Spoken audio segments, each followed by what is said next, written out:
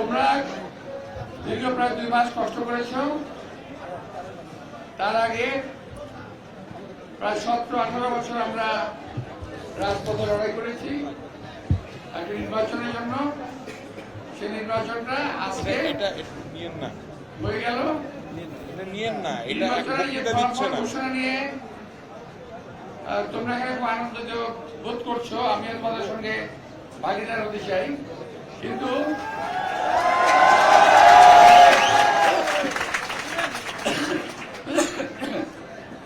এটা কিন্তু সরকারি ঘোষণা না।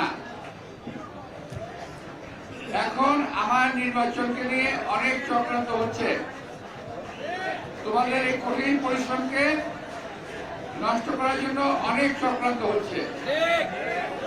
আমি আশা করব তোমরা চোখ কান খোলা রাখবে।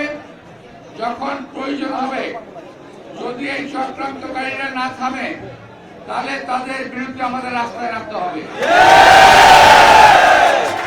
এখানে আমরা বিন্দু মাত্র ছাড় দেব না, মাথা রাখতে হবে। সুতরাং যদি আল্লাহ তাআলা সুযোগ দেয়, ইনশাআল্লাহ আমরা আনন্দ করব। তবে আমরা এমন আনন্দ করবো না যাতে মানুষের অসুবিধা হয়। ঠিক আছে? অনেকে অনেক রকম আনন্দ করে, রং খেলে, এটা করে সেটা করে, এতে মানুষের ক্ষতি হয়। আমরা আনন্দ করবো, আনন্দের প্রক্রিয়া আছে। আমি তোমাদের সঙ্গে আছি, সেটা আমরা থাকবো। মাথায় রাখতে হবে যে চক্রান্ত শেষ হয়ে যায় নাই। তোমরা কি আমার কথা শুনতে পাচ্ছ? একটু চুপ থাকো 2 মিনিট মন দিয়ে আমার কথা শোনো। চক্রান্ত শেষ হয়ে যায় নাই।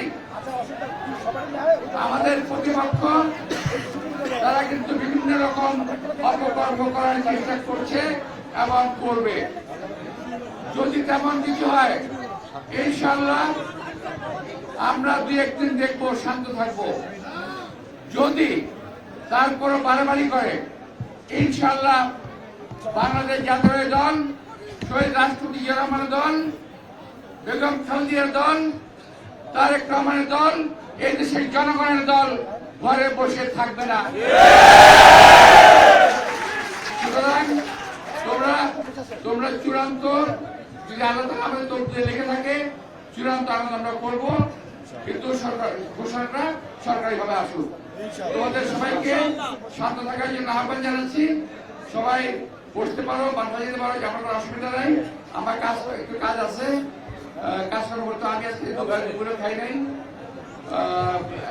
নামাজে পড়ি নাই, আমাকে কিছু সেটাও করা হয় নাই। আমার একটু সময় দাও, তোমরা এখানে বসতে পারো, অপেক্ষা করতে পারো সরকারি ঘোষণার জন্য। সবাইকে ধন্যবাদ।